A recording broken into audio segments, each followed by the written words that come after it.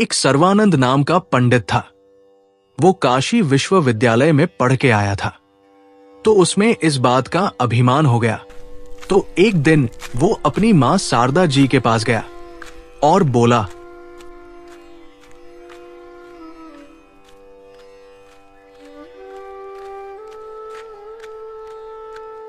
मां, मेरा नाम सर्वजीत रख दो। बेटा, सर्वानंद कौन सा बुरा नाम है? ये भी बहुत अच्छा नाम है। कारण क्या है? तो सर्वानंद बोला, मां, मैंने सभी विद्वानों को शास्त्रार्थ में पराजित कर दिया और मैं चाहता हूं कि मेरे नाम से ही ये विदित हो जाए कि ये वही वो सर्वजीत है जिसने सभी विद्वानों को पराजित कर दिया।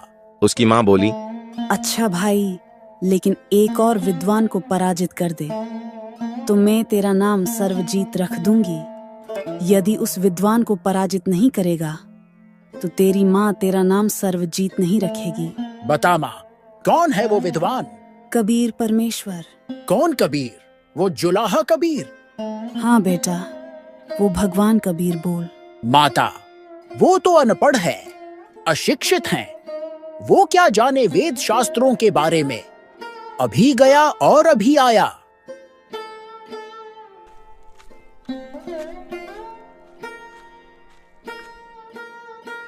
अब बैल के ऊपर बोरे जैसा रख के उसमें सारे शास्त्र भर के चल पड़ा कि कोई भी शास्त्रार्थ की बात करे तो तुरंत ही शास्त्र निकाल के दिखा दे कि देख, इस शास्त्र में ऐसा लिखा है, इस वेद में ऐसा लिखा है।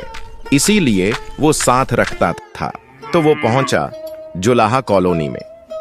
वहां सर्वानंद कबीर जी की झोपड़ी पे पहुंच गया। वहां कबीर जी की लड़की कमाली थी, जो पहले शेख तकी की लड़की थी। तब कबीर साहिब जी ने लीला की थी और उसे जिंदा किया था। तब से वो उन्हीं के पास रह रही थी।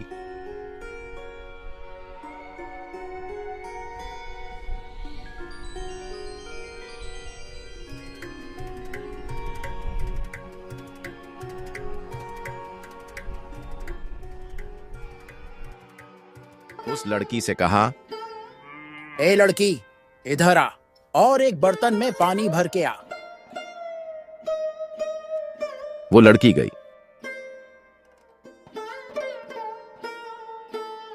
और पानी भर के आई। सर्वानंद के पास एक लोटा था। उसने कहा, इस लोटे में पानी भर दे। सर्वानंद ने वो लोटा लबालब भरवा लिया कि उसमें और पानी की एक बूंद और डाली जाए तो वो भी बाहर निकल जाए। ये लो, इस लोटे से पानी की एक बूंद भी गिरनी नहीं चाहिए और कबीर को दे दे। जो इसका उत्तर दे वो मुझे बताना। तो कमाली गई उस लोटे को लेकर, उस भरे हुए पानी को लेकर गई और कहने लगी, पिताजी, ये लो।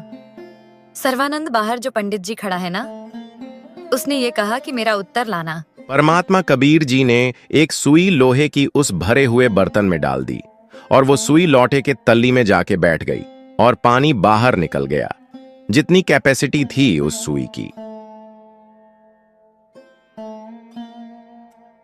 जा बेटी, दे दिया आपके प्रश्न का उत्तर। पंडित जी को दे दे।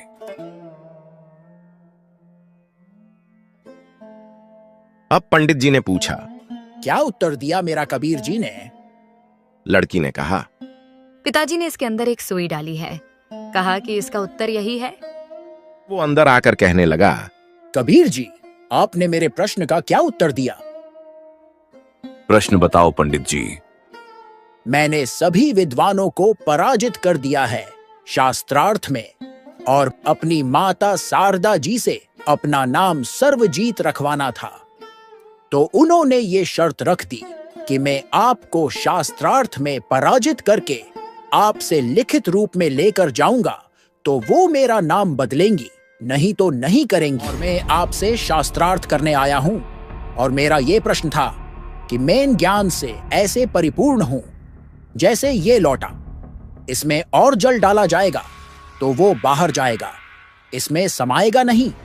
यानी मैं इतना ज्ञान युक्त हूं, मेरे साथ चर्चा करना भी तेरा व्यर्थ होगा। तेरी बात का असर मेरे नहीं होगा। मेरा उत्तर सुन ले। मेरा ज्ञान ऐसा ज्ञान है जैसे मैंने सुई डाली तेरे लोटे में और मेरी सुई तेरे लोटे के तली में जाके बैठ गई, तेरे लोटे का पानी बाहर निकल गया। मेरा वो ज्ञान है तेरे हृदय में जाके बैठ जाएगा और तेरा ये थोथा पानी बाहर निकल जाएगा। अच्छा, तो करो प्रश्न। कौन ब्रह्मा का पिता है, कौन विष्णु की माँ, शंकर का दादा कौन है? सर्वानंद दे बता।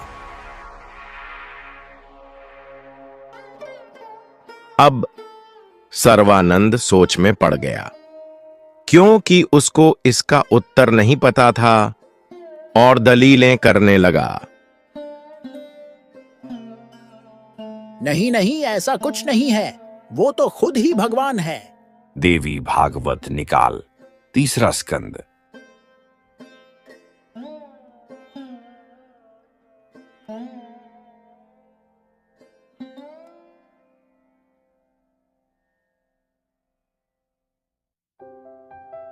उसने देखा, लेकिन माना फिर भी नहीं और अपनी संस्कृत में कुछ भी बकने लगा।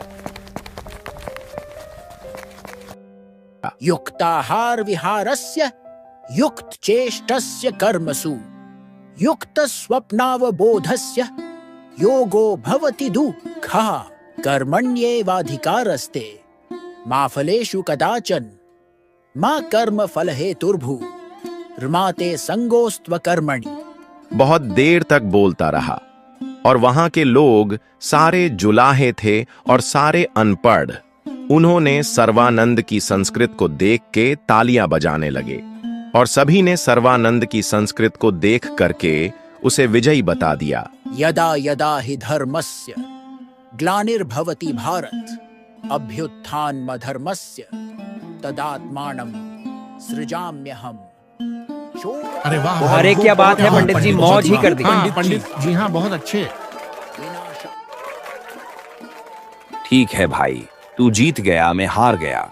लिखवा लेके लिखवाएगा। अब वो लिखवा के ले गया कि सर्वानंद जीत गया, कबीर साहेब हार गए और कबीर साहेब का अंगूठा करवा लिया।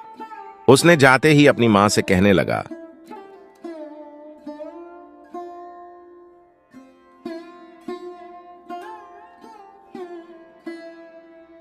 ले माता जी, उसने तो जाते ही हार मान ली मेरे से।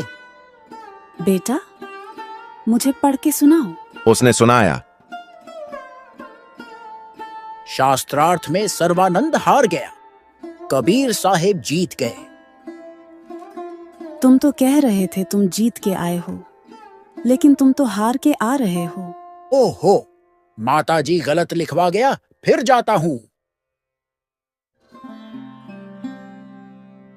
वो दोबारा गया, फिर लिखवा लाया और आके फिर सुनाया, फिर भी वही लिखा पाया। लिखवाया था ये कि सर्वानंद जीत गया, कबीर जी हार गए।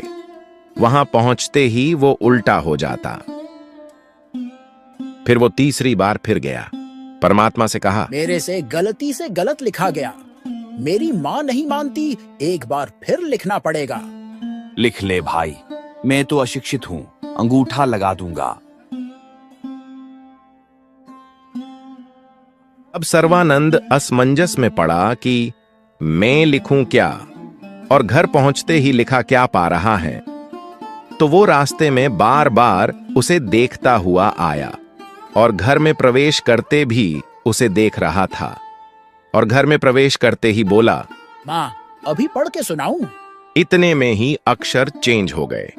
वहीं लिखा गया कि सर्वानंद पराजित हुआ और कबीर साहेब विजयी हुए। उसका मुंह खुला का खुला रह गया, क्योंकि उसके देखते ही देखते वो अक्षर चेंज हो गए। बोलता क्यों नहीं विद्वान? पढ़ के सुना तो सही, क्या लिखा है? तो वो बैठ गया कलेजा पकड़ के।